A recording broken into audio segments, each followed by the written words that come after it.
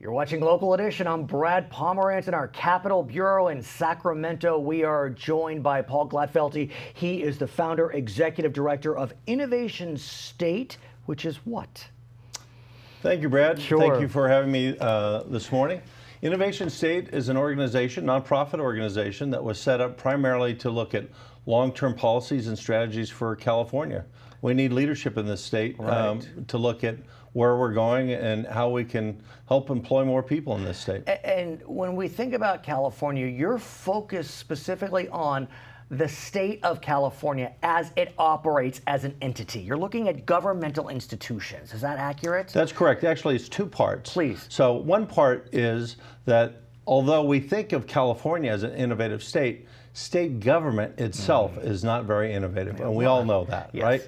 We should be a lot more connected in an electronic manner, using our and iPhones. we're both looking at this book because I know this book was your inspiration. That's correct. Tell me about this book and how it inspired this you. is a book called The Extreme Future, and it's written by a fellow named Dr. James Cantone. He's a futurist in California.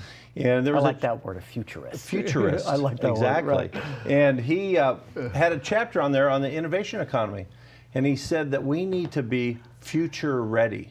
And the only way you can be future ready is you have to have long-term strategies and policies. And what was most remarkable to me when we spoke is that you scanned the globe. And you looked to find the countries that were the most innovative as it relates to how they operate their governmental institutions. And lo and behold, who did you find? Estonia and Finland. Estonia and Finland, who would have thought? How? How did as it turns out, Finland, for example, is the most well-functioning and highly transparent public institution in the world. It's remarkable.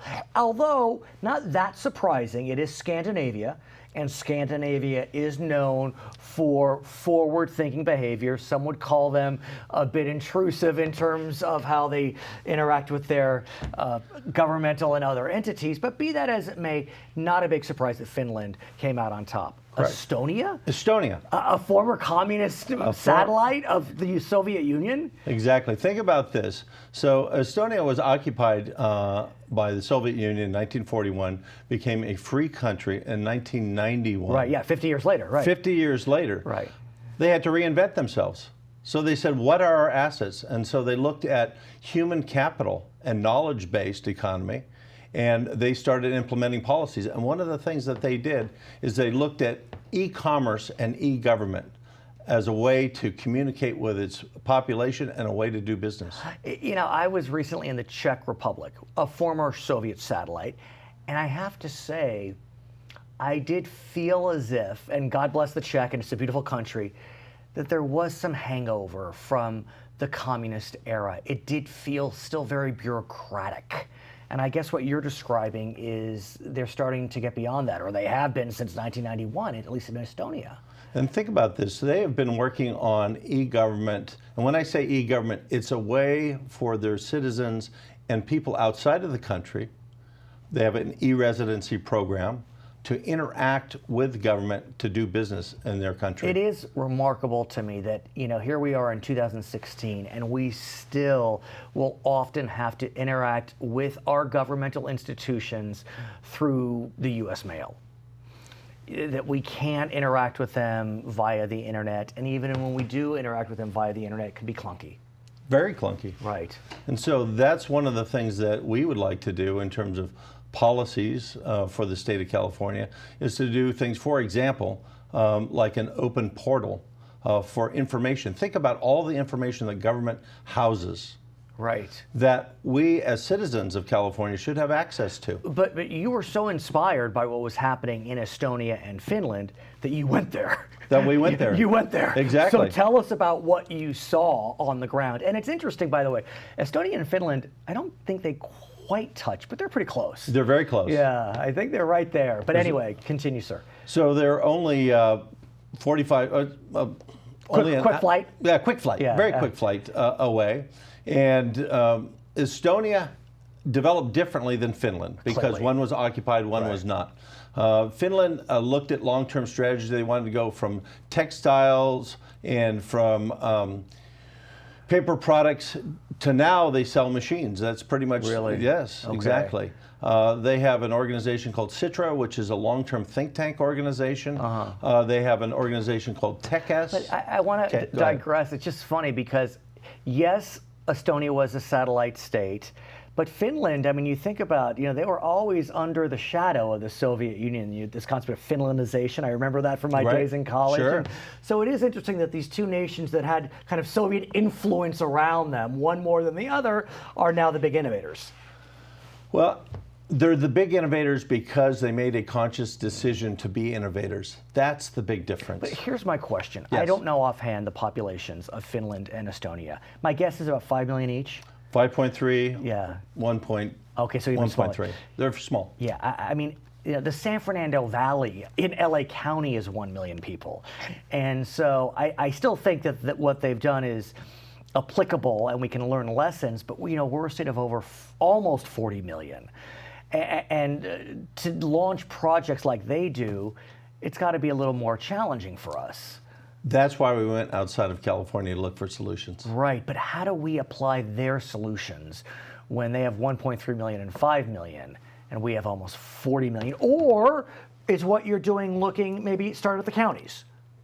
We could start at the counties, but the interesting thing when we spoke to the individual who actually started the e-government program, and I asked him the question, I said, was it difficult? Is this Estonia or Finland? This is in Estonia. Got it. I said, was it difficult to develop the product? This was 20 years ago. Think about this. Okay. And he looked at me and he said, it wasn't so much the technology as much as it was the political will. So we need the political will to move some of these programs forward. But let me ask you, sir, what areas do you think we need to target at this stage when it comes to e-government? Because look, obviously we can't do it all at once. Absolutely. And we're taking it step by step. I know former Senator Sam Blakesley has a project going on through Cal Poly San Luis Obispo looking to, I guess, put all committee hearings online. So that's a step. It's a step. Yeah. Here would be a first step. I believe, and this is one of the things that came out of Estonia, is that we should have a California e-identity program. More. So the e-identity program is technology that would be very easily transferable. They did it on a voluntary basis, although about 90% of all Estonians now utilize the e-identity form of identification. So what it allows them to do is it allows them to access government services through a card that is secure, as well as a PIN code that identifies them as being the person and it can be who's secure. accessing. The reason I say that is I was at the airport yesterday, and I have my TSA number. Right. But it wasn't on this ticket for some reason. I thought, God, that's frustrating. I paid the money, and I thought, why can't I just have a TSA card? But then we started thinking about security, and these can be secure documents or Absolutely. cards? Well, think about this. This is a country that still borders Russia. Yeah. Now, if you were an Estonian, wouldn't you want that information secure from a bordering country that One could argue. previously occupied Yeah. you? So security is clearly a very, very important thing. One of the things that I want to mention that I found very interesting, because some people get very nervous about privacy concerns. Right. Okay, it can government officials access my record. Right. One of the things that they have is a file on each individual that you can access, and if somebody from government accesses your record, you know. His name is Paul Gladfelty. He is with Innovation State. You'll come back another time. My name is Brad Pomerance from Sacramento. This is Local Edition.